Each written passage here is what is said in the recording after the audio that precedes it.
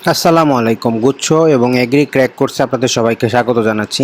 আজকে আমি chemistry chapter পরিবেশ রসায়নকে আপনাদের খুব ডিটেলসে বুঝাই দিব এবং কম সময়ে বুঝাই দিব। আপনাদের দায়িত্বটা কি থাকবে? আপনাদের দায়িত্বটা থাকবে যে এই নোটটা দেখে নিয়ে আপনারা নিজেদের মতো নোটটা লিখে নেবেন। এরপরে আপনারা নোটটা রিভাইজ দিবেন, মেইন বুক রিভাইজ দিবেন, এরপর এক্সাম দিবেন এবং কোয়েশ্চেন ব্যাংক সলভ করবেন। তো আপনাদের মেইন কাজ এটা। কিন্তু এখানে একটা সমস্যা হচ্ছে, এখানে আমি আমার নিজের র নোট ইউজ করেছি, এই জন্য হাতের লেখাটা একটু বাজে হইতে পারে। তো আপনাদের এই জায়গাটা একটু কনসিডার করতে হইতে পারে। তো আশা করি এই জিনিসটা আপনারা ক্ষমা সুন্দর দৃষ্টিতে দেখবেন। তো চলুন মূল অংশে যাওয়া যাক। তো এখানে যে জিনিসটা আছে সেটা হচ্ছে, প্রথমে পরিবেশ রসায়নের কিছু গুরুত্বপূর্ণ টপিক আমি নিয়ে আসছি, যেগুলো আপনাদের এখন আমি দেখাই দিব। সেটা কি? সেখানে হচ্ছে পিটিএনভি। পি এর অনেকগুলো জিনিস আছে যেগুলোকে আপনারা ভাগ করতে হবে। টি তো আপনারা জানেন টেম্পারেচার, টেম্পারেচারের মধ্যে কোনো ভাগ নাই। এন হচ্ছে কি মোল সংখ্যা, ওটার মধ্যে কোনো প্রকার ভাগ নেই। আর ভি এর মধ্যেও ভাগ আছে। তো সবার আগে পি দিয়ে শুরু করা যাক। পি হচ্ছে প্রথম এক এটিএম থাকে। এক এটিএম হচ্ছে 760 mmHg অথবা 76 cmHg। যদি আপনারা বুঝতে অসুবিধা হয় আমি আবার লিখে দিচ্ছি mmHg, ঠিক আছে। তারপরে পি, ঠিক আছে। তারপরে এছাড়া 101.325 প্যাসকেল অথবা 101.325 কিলো প্যাসকেল, ঠিক আছে। 101.325 প্যাসকেল অথবা 101.325 কিলো প্যাসকেল অথবা 101.325 নিউটন মিটার ইনভার্স 2 অথবা 1.013 ইন্টু 10⁵ এসআই এককে এটা, ঠিক আছে। এই জিনিসগুলো মাথায় রাখতে হবে। প্রত্যেকটা একক আপনার দিয়ে দিতে পারে, একক অনুযায়ী জিনিসপাতি ভ্যারি করে, ঠিক আছে। তারপর আসা যাক আর এসআই এর ক্ষেত্রে 8.014 জুল কিলো মোল ইনভার্স 1। বাকিগুলো পরে যাব, এটাই পরে যাব। পি এর সাথে আরটা অনেক রিলেটেড, এই জন্য আপনাদের আমি আরটা আগে শিখাই দিচ্ছি। আর এর প্রকারভেদগুলো কি সেটা হচ্ছে এগুলা। আর লিটার এটিএম হচ্ছে 0.082 litre ATM kelvin inverse 1 mole inverse 1। আর সিজিএস এককে হচ্ছে 8.32 ইন্টু 10⁻7 ইআরজি বা আর্গ কে ইনভার্স 1 মোল ইনভার্স 1। তো এটা গেল। তারপরে আসে হলো ভি। ভি এর ক্ষেত্রে যদি আসি আমি, ভি প্রথমে হয় 1 cm কিউব অথবা 1 সিসি বা 1 ml। এছাড়া আরেকটা জিনিস আছে যে 1000 সিসি। 1000 সিসি হচ্ছে 1 লিটার। আশা করি এই জিনিসটা আপনারা বুঝতে পেরেছেন। তারপর আসা যায় 10⁻³ মিটার কিউব হচ্ছে 1 লিটার। এরকম করে 10⁻³ মিটার কিউব দিয়ে দিতে পারে। তারপরে হচ্ছে যেটা হচ্ছে 10 দ্বারা ভাগ যদি আমি করি তাহলে হবে হলো 1 m³ বা 10⁻³ লিটার অথবা 10⁻6 ml। তো এখানে আপনাদের এককগুলো মোটামুটি ক্লিয়ার করে দিতে পারছি। পি এর যতগুলো প্রকারভেদ আছে সব ক্লিয়ার করলাম, আর এর প্রকারভেদগুলো ক্লিয়ার করলাম, ভি এর প্রকারভেদ ক্লিয়ার করলাম। টি আর এন এর কোনোটা নাই, তো এই দুইটা বাদ। এরপর আসলে গ্রাফ নিয়ে কিছু সূত্র, এবং গ্রাফ আর সূত্র আমি রিলেট করে আপনাদের বুঝাই দিব। অনেক সময় আপনাদের সূত্র দিয়ে দিতে পারে, অনেক সময় গ্রাফ দিয়ে দিতে পারে। তো যেটা লাগবে আমি দুইটাই বলে দিই। বয়লের সূত্রের প্রথমে যদি আসি, ভি সমানুপাতিক 1/p যেটা আমি লিখেছি, অথবা পি সমানুপাতিক 1/v, এই দুইটাই আপনারা কাজ করতে পারবেন। এটা টি এবং এনটা হবে আপনাদের কনস্ট্যান্ট, ঠিক আছে। এর আইসোথার্মিক সমচাপীয় গ্রাফ, ঠিক আছে। এরা হচ্ছে আইসোথার্মিক বা সমচাপীয়, এবং এদের গ্রাফটাও আইসোথার্মিক এবং সমচাপীয়। গ্রাফের ক্ষেত্রে যদি আসি, পি ভি এর গ্রাফটা হবে এরকম করে আপনাদের কার্ভ করে উঠবে, এবং উপরেরটাতে হচ্ছে আপনাদের তাপ বেশি। পি 1/v এর জন্য হয় সে এভাবে এভাবে করে উঠবে। এই প্রথমটা হচ্ছে তাপমাত্রা বেশি। আর পিভি/ভি যদি হয়, পিভি/পি যদি হয় তবে এভাবে এভাবে উঠবে, উপরেরটার তাপমাত্রা সবচেয়ে বেশি, ঠিক আছে। তারপর আসা যাক বয়েলের সূত্রে, উপরের গ্রাফে টি বেশি, ঠিক আছে। উপরে পাশে অলওয়েজ টি বেশি থাকবে। এই যে আমি যেটা বলে দিলাম যে গ্রাফের উপরের অংশে যেটা বা গ্রাফের উপরে অলওয়েজ টিটা বেশি থাকবে, বা টি বা তাপমাত্রাটা বেশি থাকবে। তারপর আসা যাক চার্জ হচ্ছে ভি সমানুপাতিক টি, যেখানে পি এবং এন হচ্ছে আপনাদের কনস্ট্যান্ট বা স্থির। এটা হচ্ছে সমচাপীয়, আইসোবারিক। আগেরটা কি ছিল? আইসোথার্মিক বা সমতাপীয়। এটা কিন্তু সমচাপীয়, যেহেতু চাপটা স্থির। গ্রাফটা কীরকম? ভি/টি এর ক্ষেত্রে এখানে কিন্তু আবার উল্টা। আপনার গ্রাফগুলো এরকমই হবে, কিন্তু নিচের যেটা সেটার হচ্ছে পি বেশি। আর এখানে আপনারা দেখতে পারতেছেন যে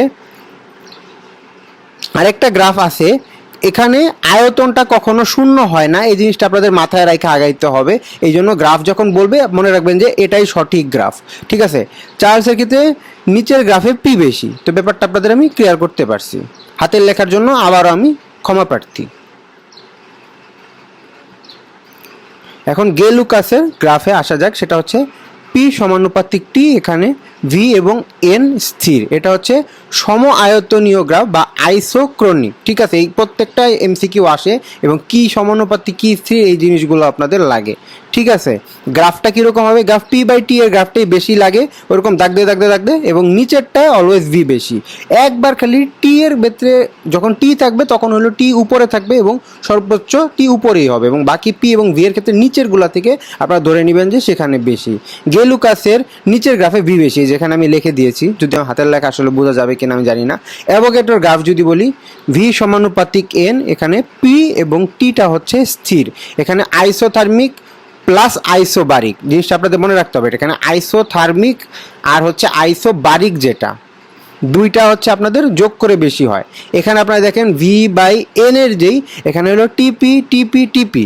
ঠিক আছে, টিপিও টিও থাকবে পিও থাকবে, প্রত্যেকটা জায়গার মধ্যে টি এবং পি দুইটারই ইফেক্ট থাকবে বা দুইটা এবং মিলেই গ্রাফটা তৈরি করা লাগবে। তো ভি বাই এন এর ক্ষেত্রে আপনাদের একটা মজার বিষয়, যখন বললো আপনার টেম্পারেচারের কথা, অলওয়েজ মনে রাখবেন টেম্পারেচার কিন্তু উপরের দিকে বেশি থাকে, আর যখন আপনাদের পি বা ভি থাকবে তখন সেটা হচ্ছে আপনার নিচের দিকে, কিন্তু এই জায়গাটায় লাগতেছে পি, তাই হচ্ছে পিটা নিচের দিকে। ঠিক আছে, তো আশা করি আপনাদের আমি বুঝাইতে পেরেছি। অ্যাভোগাড্রোর ক্ষেত্রে টি উপরে বেশি, পি নিচে বেশি। উপরে বেশি নিচে বেশি মনে রাখবেন, একটা উপরে বেশি একটা নিচে কম, একটা নিচে বেশি উপরে কম মনে রাখার দরকার নেই। টি উপরে বেশি, পি নিচে বেশি, শেষ। তারপরে আদর্শ গ্যাসের শর্ত, D by DV T is equal to 0। তো শর্ত এটা আপনারা মনে রাখার অলওয়েজ চেষ্টা করবেন। এখন আসা যাক কয়েকটা সূত্র। PV is equal to N R T, PV is equal W by M R T, এটা কিন্তু খুব ইম্পর্টেন্ট খুব ইম্পর্টেন্ট। তারপর হচ্ছে D is equal to PM by R T. ঠিক আছে, এই জিনিসটা আপনারা মনে রাখার চেষ্টা করবেন।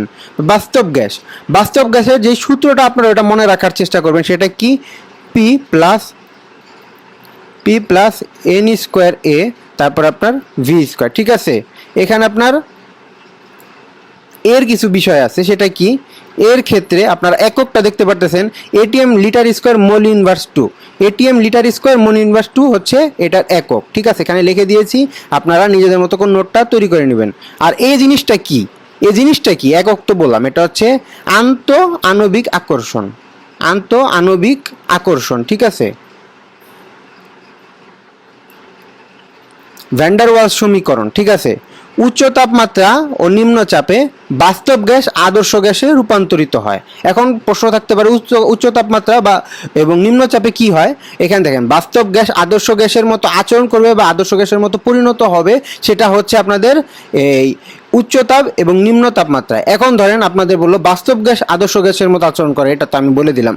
আদর্শ গ্যাস কীভাবে বাস্তব গ্যাসের মতো আচরণ করবে, উল্টায় যাবে, তখন হবে নিম্ন তাপমাত্রা উচ্চ চাপ। ঠিক আছে, এই জিনিসটা মনে রাখবেন, একটাই মনে রাখবেন, উচ্চ তাপমাত্রা নিম্ন চাপে বাস্তব গ্যাস আদর্শ গ্যাসের মতো আচরণ করে, বাকিটা উল্টা। এখন আরেকটু জুম করি। এখন যদি আসি গতিশক্তি, ঠিক আছে, গতিশক্তির লাগে E K is equal to 3/2 NRT. ঠিক আছে, 3/2 ডাব্লিউ বাই এম আরটিও ইউজ করা যায়। এখানে মনে রাখবেন E K is equal to 3/2 N by N A আরটিও ইউজ করা যায়। যদি একটি অণু থাকে সেক্ষেত্রে হবে E K 3/2 1 by N A RT, আর ইকে হবে 3/2 আর বাই এন এ টি। ঠিক আছে, বুঝতে পারছেন? যদি একটা অণু হয় সেক্ষেত্রে শর্টকাট সূত্র এটা ইউজ করলে আপনাদের মোটামুটি হয়ে যাবে। এছাড়া আরেকটু এখানে আরেকটু ভাঙলে আমরা দেখতে পাচ্ছি R by N A is equal to K, একক হচ্ছে যে মলিকিউল ইনভার্স 1 কে ইনভার্স 1। আশা করি আপনাদের এই ব্যাপারটা আমি ক্লিয়ার করতে পেরেছি। আর ইকে হচ্ছে 3/2 কে টিও ইউজ করতে পারবেন আপনারা। তো এই ব্যাপারটা ক্লিয়ার। এরপর আসা যাক, এরপরে যদি আমি আসি কক্ষ তাপমাত্রা, সেটা হচ্ছে 25 ডিগ্রি সেলসিয়াস 24.78 জুল লিটার। ঠিক আছে, প্রমাণ তাপমাত্রায় হচ্ছে 22.4 লিটার। ঠিক আছে, পি থেকে পিএ বা পি থেকে পিএ ভি থেকে এম কিউ, এটা যদি কনভার্ট করতে চান সেক্ষেত্রে আর আপনাদের ইউজ করতে হবে হচ্ছে 8.314 জুল কে ইনভার্স 1 মোল ইনভার্স 1। ঠিক আছে, পি থেকে এটিএম, ভি থেকে এলে যদি আপনারা কনভার্ট করতে চান আর ইউজ হবে 0.0821 লিটার এটিএম কে ইনভার্স 1 মোল ইনভার্স 1। আশা করি ব্যাপারগুলো ক্লিয়ার করতে পেরেছি। এরপরে আসা যাক গতি। ঠিক আছে, গতির কয়েকটা সমীকরণ সূত্র লাগে, এই জিনিসগুলো ইম্পর্টেন্ট, এই জিনিসগুলো বলে দিই শর্টকাটের মধ্যে, তাহলে আপনাদের জন্য সুবিধা হবে। গতি বর্গমূলের গড় বর্গবেগ সিআরএমএস। ঠিক আছে, সিআরএমএস হচ্ছে বর্গমূল গড় বর্গবেগ।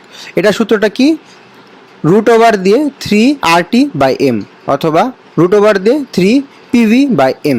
এখন খুবই গুরুত্বপূর্ণ মনে রাখতে হবে যে আর এটার ক্ষেত্রে 8.314 ইউজ করবেন এবং এম ইউজ করবেন হচ্ছে কেজিতে, ঠিক আছে? যেটাই হোক যতই হোক কেজিতে কনভার্ট করে ইউজ করবেন। সি অ্যাভারেজ বা অ্যাভারেজ যেই ইয়েটা আছে বর্গবেগটা আছে বা গতিটা আছে সেটার ক্ষেত্রে হলো 8RT/πm, ঠিক আছে? আর হচ্ছে সি এ যদি হয় বা CMP যদি হয়, আপনারা যদি বলে দেয় সেক্ষেত্রে 2RT/m, ঠিক আছে? সূত্রটা দেখলে আপনারা বুঝতে পারবেন। এখানে আপনারা দেখতে পাচ্ছেন CRMS সবার বড় হবে, সি অ্যাভারেজ এর পরে হবে, আর CMP হচ্ছে সবার পরে হবে। এখন আপনারা জিজ্ঞেস করতে পারেন এমপি জিনিসটা কি, এই জন্য আমি এখানে বলবো মোস্ট প্রবাবল যেটা, ঠিক আছে? মোস্ট প্রবাবল সেটা হচ্ছে এমপি, সেটা সবচাইতে কম হয়। গতিশক্তির ক্ষেত্রে মেন সূত্র 3/2 nRT = 3/2 W/mRT, ঠিক আছে? সংকোচনশীল গুণাঙ্ক PV = ZRT, Z = PV/RT। এখানে জেড হচ্ছে 1 আদর্শ গ্যাসের ক্ষেত্রে জেডের কিছু মান আছে। জেড যদি 1-এর চেয়ে বড় হয় অথবা 1-এর চেয়ে ছোট হয় সেক্ষেত্রে আপনাদের যে জিনিসটা হবে এটা বাস্তবের মতো আচরণ করবে 1-এর বেশি বা কম হইলে, ঠিক আছে?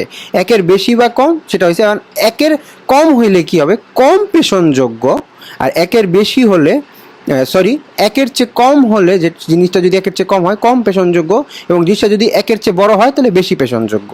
ব্যাপারগুলো ক্লিয়ার করে দিতে পেরেছি। অনেক ছোট এমসিকিউ আপনারা জিনিসগুলো ওইভাবে করে পড়বেন। ব্যাপন এখন কি, ব্যাপনের সূত্রটা আমি আরেকবার লিখে দিই, R1/R2 = রুট ওভার দিয়ে M2/M1 = T2/T1 = V1/V2, ঠিক আছে? এটা হচ্ছে আপনার ব্যাপনের সূত্র। এরপর আসা যাক কিছু এক্সট্রা জিনিসপত্র, আপনাদের বিচ্যুতি জিনিসটা পড়াই। বিচ্যুতি জিনিসের ক্ষেত্রে NH3টা মেইনলি গুরুত্বপূর্ণ। এখানে আপনারা দেখবেন NH3 বিচ্যুতি সবচাইতে বেশি, যেখানে NH3 থাকবে আপনারা যেখানে ধরে নেবেন যে বিচ্যুতি সবচাইতে বেশি NH3-র। H2 এবং He এর মধ্যে H2 এর বিচ্যুতি সবচাইতে বেশি, এটার MCQ অনেক বেশি আসে। আর বাকিদের ক্ষেত্রে থাকবে আণবিক ভর বেশি যাদের, তাদের বিচ্যুতি সবচেয়ে বেশি। বাকিদের ক্ষেত্রে এগুলা ছিল হচ্ছে আপনাদের ব্যতিক্রম, এটা মুখস্থ। এবং বাকিদের ক্ষেত্রে আপনারা দেখবেন যাদের আণবিক ভরটা যখন বেশি থাকবে, যার আণবিক ভর বেশি থাকবে তার হলো বিচ্যুতিটাও বেশি হবে, ঠিক আছে? এখন এক্সট্রা কিছু জিনিসপত্র আপনাদের বলে দিই। যে গ্যাস যত হালকা সে তত আয়তন দখল করবে, এটা স্বাভাবিক বিষয়। চাপ সর্বোচ্চ বললে যার মোল সংখ্যা বেশি তার চাপ সর্বোচ্চ, ঠিক আছে? যার মোল সংখ্যাটা বেশি হবে তার চাপটা সর্বোচ্চ হবে, যদি চাপটা সর্বোচ্চ ক্ষেত্রে উল্লেখ করা থাকে। এখন আরও কিছু জিনিস আছে, একটু ঘিজি করে লিখছি, আশা করি আপনাদের বুঝতে অসুবিধা হবে না, তারপরে বলে দিচ্ছি। CO হচ্ছে নীরব ঘাতক। CO2 CH4, আমরা একটু বড় করে নিই তাহলে সুবিধা হবে। CO2 CH4O3 CFC N2O এবং জলীয় বাষ্প, এগুলো হচ্ছে গ্রিন হাউস গ্যাস। আশা করি বুঝতে পারছেন। লুইস অ্যাসিড, লুইস ক্ষারের ব্যাপার বোঝানো যাক। লুইস অ্যাসিড হচ্ছে BF3LCl3, লুইস ক্ষার হচ্ছে NH3 আর H2O, ঠিক আছে? অনুবন্ধী ক্ষার H একটি কম থাকবে, ঠিক আছে? এটা কোনটার ক্ষেত্রে, H2SO4, এবং ধরেন আপনারা এখানে H একটা কম থাকবে, সেটা কি, H2SO4 ধরেন আপনার আছে বা HSO4 আছে, সেটা SO4 2- হয়ে গেল, তাহলে এটা অনুবন্ধী ক্ষারক হয়ে গেল। আশা করি ব্যাপারটা আপনাদের বুঝতে পারছি। মূল কথা একটা H কমে যাবে। অনুবন্ধী অ্যাসিডে একটা H যুক্ত হবে, আমি দেখেন SO4 2-4 আছে, এটার সাথে আমি একটা H যুক্ত করে দিয়ে HSO4- বানাই, তাহলে সেটা অনুবন্ধী অ্যাসিড হয়ে যাবে। HCO3- অ্যাসিড বেস উভয় হিসাবে কাজ করতে পারে, ঠিক আছে? HCO3- হচ্ছে অ্যাসিড এবং বেস দুইটা হিসেবেই কাজ করতে পারে, অ্যাসিড ক্ষার দুইটা হিসেবেই কাজ করতে পারে, ঠিক আছে? তারপরে যদি আসে ফ্রিয়ন 2, আপনাদের CCl2F2 এর ক্ষেত্রে আপনাদের কাজে আসে, ঠিক আছে? ফ্রিয়ন 2 থেকে এভাবে কনভার্ট করা যায়। এখানে আপনারা মনে রাখবেন কীভাবে, CHF এখানে আপনারা ভাগ করে নিতে পারেন, এভাবে করে মান হবে। এখানে C একটা, আপনার F হচ্ছে 2টা, Cl ফাঁকা থাকবে যা ক্লোরিন কম বসাবে, ঠিক আছে? ক্লোরিনের সাথে কম বসবে, এই জন্যই হলো এখানে ক্লোরিনটা কম বসবে। এই জিনিসগুলো যদি না বুঝতে পারেন, আপনারা একবার বইটা পড়লে আপনারা বুঝতে পারবেন। এই জিনিসগুলো MCQ, তো কিছু জিনিসপত্র হয়তো আপনারা ডাইরেক্ট আমার কথায় বুঝতে পারতেছেন না। এখন পানির কিছু জিনিস আপনাদের বলা যাক, ঠিক আছে? পানির অনেক গুরুত্বপূর্ণ কিছু টপিক আছে, ওগুলো এখন আমি বলে দিই প্লাস লিখে দিই। পানির পিএইচ, সবার আগে পানির পিএইচের জন্য যদি আমি আসি 6.4 থেকে 7.4 পর্যন্ত হলো পানির পিএইচ, ঠিক আছে? তারপরে যদি আমি আসি 500 ppm অথবা mg লিটার ইনভার্স 1, ঠিক আছে, বা mg এল ইনভার্স 1 বা mg দিয়ে আপনারা এভাবে করে এল লিখতে পারবেন, ঠিক আছে, 500 ppm বা তারপর আসে যে পানির ডিওতে। পানির ডিওতে যদি আমি আসি, পানির ডিওটা কত, 8 থেকে 12 mg লিটার ইনভার্স 1। তারপরে পানির বিওডি। এখন যদি পানির বিওডিতে আমি আসি, একটু হোল্ড করবেন, পানির বিওডিতে যদি আমি আসি, পানির বিওডি তাহলে সেটাই হবে আপনার 1 থেকে 2 mg লিটার ইনভার্স 1 বা mgl। আর এটা হইলে হবে আপনাদের হলো ভালো। আর যদি মনে করেন যে মোটামুটি যদি আপনারা চান যে পানির বিওডিটা মোটামুটি হবে, সেটার ক্ষেত্রে আপনাদের হবে হচ্ছে 3 mg লিটার ইনভার্স 1 বা এভাবে করে mg বাই এল দেখতে পারবেন, ঠিক আছে। 1 থেকে 2 হলে ভালো, আর এর বেশি হলে মোটামুটি। আর আর্সেনিকের ক্ষেত্রে আপনার কত হবে, আর্সেনিকের ক্ষেত্রে আপনাদের 0.05 mg এল ইনভার্স 1 বা ppm, ঠিক আছে। এই জিনিসগুলো আপনারা মনে রাখবেন। মোটামুটি আপনাদের আমি ক্লিয়ার করে দিতে পারলাম। আর লাস্ট পেজ আছে, লাস্ট পেজটা আমি আপনাদের বলে দিই, তাইলেই মোটামুটি পরিবেশ রসায়নটা শেষ। আশা করি আপনাদের আর ওরকম সমস্যা হবে না পরিবেশ রসায়ন নিয়ে। দু একটা জিনিস যদি না বোঝেন, বইটা একবার রিভাইজ দিবেন, আর দু একটা জিনিস যদি নাও বুঝতে পারেন আমাকে মেসেজে জানাইতে পারেন, তাইলেই হয়ে যাবে।